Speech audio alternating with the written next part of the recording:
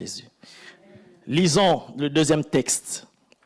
2 Corinthiens chapitre 13, le verset 13.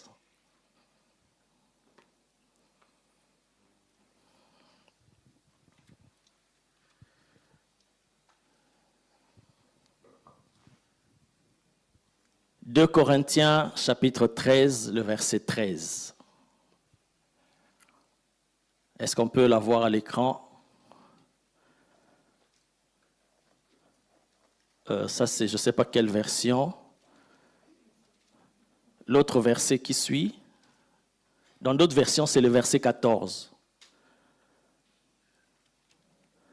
Que la grâce, c'est l'apôtre Paul qui parle. Et là, il clôture sa deuxième lettre aux Corinthiens. Il dit que la grâce du Seigneur Jésus-Christ, l'amour de Dieu et la communication, dans d'autres versions, on parle de la communion. Voilà. Tu es une bonne lectrice de la Bible. Et la communion du Saint-Esprit soit avec vous tous. C'est pratiquement la même chose que ce que nous venons de lire dans Apocalypse. Que la grâce du Seigneur Jésus-Christ, l'amour de Dieu et la communion, je préfère la communion, et la communion du Saint-Esprit soit avec vous tous. Au-delà d'être des paroles de bénédiction, au-delà d'être des paroles de souhait que l'apôtre Paul déclarait aux chrétiens de Corinthe et à nous aujourd'hui, parce que très souvent nous utilisons cela aussi comme formule de bénédiction. Au-delà de tout ça, c'est tout un enseignement et c'est même la clé, le fondement, la base de la vie chrétienne. Ces paroles que nous venons de lire. Celui qui écrit ça, c'est l'apôtre Paul. Ce n'est pas n'importe qui. Ici, il a résumé tout ce qui concerne la vie chrétienne. Dans ces paroles qui paraissent simples et qui paraissent une formule de bénédiction. Avant d'entrer en profondeur, j'aimerais poser une question. Et vous savez, quand je pose une question, parfois je mets 10 €. Mais sœur Fédi, toi tu ne réponds pas parce que tu m'as déjà mangé 10 € l'autre fois. Dans ce verset, qu'est-ce qui vous intrigue? Qu'est-ce qui vous dérange? Qu'est-ce que vous trouvez un peu bizarre dans ce verset? Quelqu'un peut me répondre. Si tu sais répondre, il y a l'hôtesse qui peut passer avec le micro.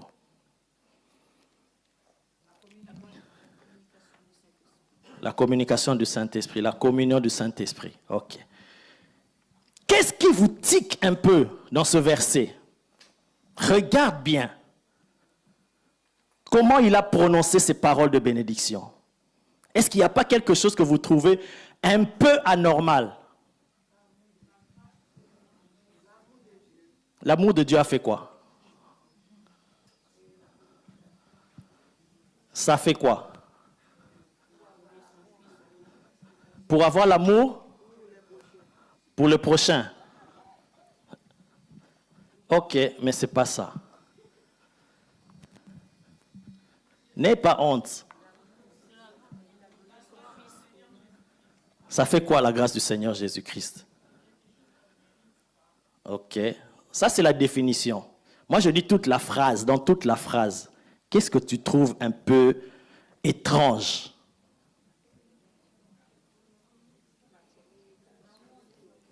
Oui, mon frère. Soit avec vous tous. Ok. Mais ce n'est pas ça. Sœur Fédi.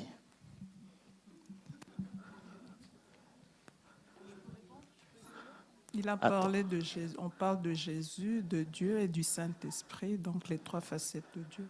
Ok. C'est tout. Il parle de Dieu en deuxième position et de Jésus en première position. Ah, bonne réponse. Est-ce qu'on peut acclamer pour le Seigneur? Beaucoup n'ont pas entendu, mais je vais répéter. Parce que le docteur, elle parle toujours un peu à basse voix, mais elle a bien répondu. Bon, toi aussi, je dois te donner 10 €. Ok. Qu'est-ce que le docteur a dit? On voit que l'amour de Dieu, le Père, est marqué en deuxième position. Alors que nous savons dans la logique même de la conception de la personne de Dieu, il y a Dieu le Père, Dieu le Fils et Dieu le Saint-Esprit. Mais ici, on voit qu'on commence le Fils, après c'est le Père, après c'est le Saint-Esprit. Donc, logiquement, ce n'est pas un ordre normal. On devrait commencer par que l'amour de Dieu et la grâce du Seigneur Jésus et la communion du Saint-Esprit soient avec vous, n'est-ce pas? C'est vrai ou pas? Voilà. Ok. Maintenant, celui qui écrit cette lettre, c'est l'apôtre Paul, rempli du Saint-Esprit. Un homme qui est monté au ciel, qui a été ravi jusqu'au 3e ciel, qui a entendu des choses qu'il n'est pas permis à un homme d'entendre et de répéter. Il a accédé à des niveaux de révélation que je ne sais pas quiconque peut entrer. Il n'a pas marché physiquement avec Jésus, mais c'est lui qui nous a révélé les mystères de l'Église. Plus que Pierre, plus que ceux qui ont marché avec Jésus. S'était-il trompé? Non. Il sait de quoi il parle. Voilà pourquoi Apocalypse 22, 21 clôture par cette phrase, rien que la phrase, que la grâce du Seigneur Jésus soit avec vous tous. Et ici, on commence par ça. Alors pourquoi? Comme j'ai dit, c'est ça même l'œuvre de Dieu. C'est ça la base même de la vie chrétienne. Nul, personne ne peut accéder à Dieu. Personne ne peut pas accéder au Père. Personne. Parce qu'il est invisible. Jésus a dit, personne n'a jamais vu Dieu. Personne. Dans 1 Timothée, il est dit, il habite une lumière inaccessible, celui qu'on appelle le Père. Celui que nul homme n'a vu ni ne peut voir. La seule manière d'accéder au Père, à l'amour de Dieu le Père, la seule manière, c'est passer par Jésus-Christ. Le début de toute chose, c'est Jésus-Christ. C'est la grâce du Seigneur Jésus-Christ. Personne, aucun être humain, aucune créature ne peut être directement en relation avec le Père. Impossible. Impossible, c'est impossible. C'est impossible. Voilà pourquoi il a dit, oh, j'aime cet homme. J'aime cet homme. Voilà pourquoi il a dit, avec audace, avec autorité, avec assurance, sans peur d'être contredit, il dit, je suis le chemin, la vérité et la vie. Wow. Il a vécu à une époque où il a traumatisé des hommes qui prétendaient connaître Dieu. Mais ces gens-là voient apparaître un homme qu'on a vu grandir ici. Un charpentier, il nous faisait des chaises, des fauteuils. Après un temps, il se transforme, il commence à dire des paroles comme ça. Un homme qui dit, je suis le chemin. Pas un chemin, pas un des chemins, mais je suis le chemin. Article défini, ça veut dire le seul. Il n'y a pas de chemin. My God. C'est pourquoi ces gens-là ne l'aimaient pas, ils ont voulu le tuer.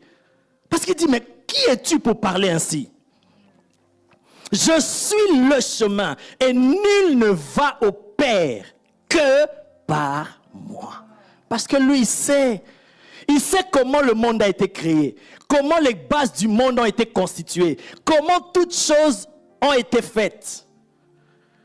Je suis tenté d'entrer dans des explications profondes des mystères de la création de Dieu, mais ça va nous éloigner.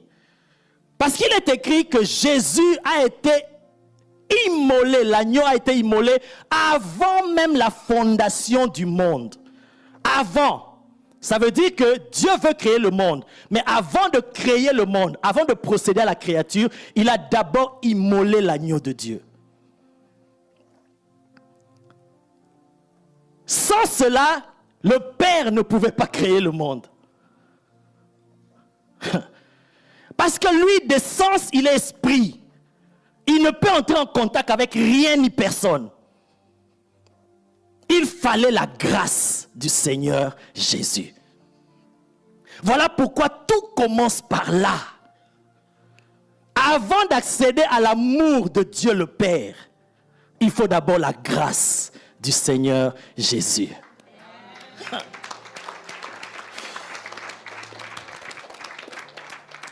C'est la grâce du Seigneur Jésus-Christ qui te prend par la main et qui t'amène vers le Père.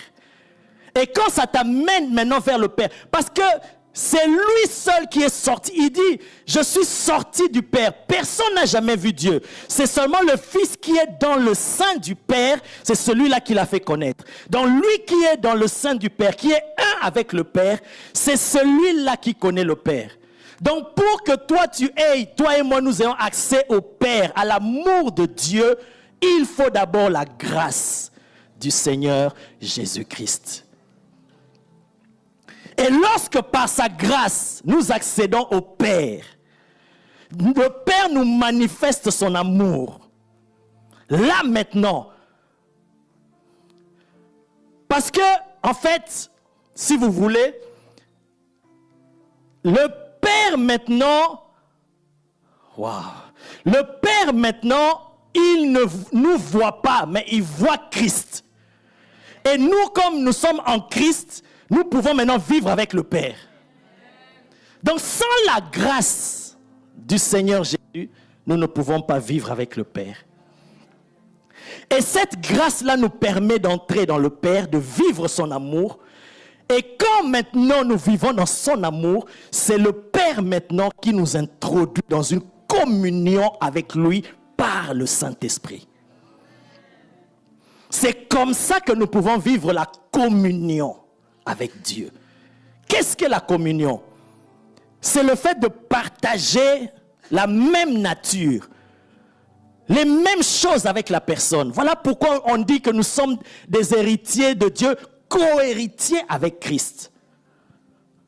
La grâce du Seigneur Jésus nous amène vers le Père, nous introduit dans l'amour du Père, nous établit dans l'amour du Père et nous permet de vivre dans la communion du Saint-Esprit. C'est en ce moment-là que nous pouvons maintenant vivre la nature de Dieu, refléter la nature de Dieu, manifester la nature de Dieu. Parce que nous sommes en communion avec lui. On ne peut pas vivre la communion du Saint-Esprit si tu n'es pas d'abord passé par la grâce du Seigneur Jésus-Christ.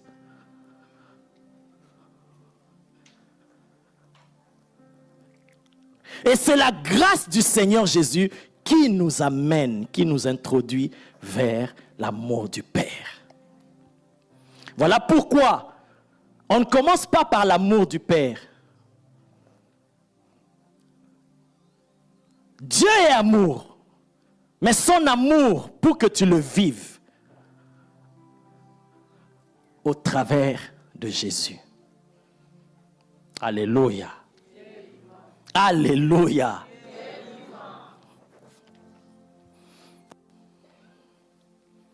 Que la grâce du Seigneur Jésus-Christ, l'amour de Dieu et la communion du Saint-Esprit soient avec vous tous.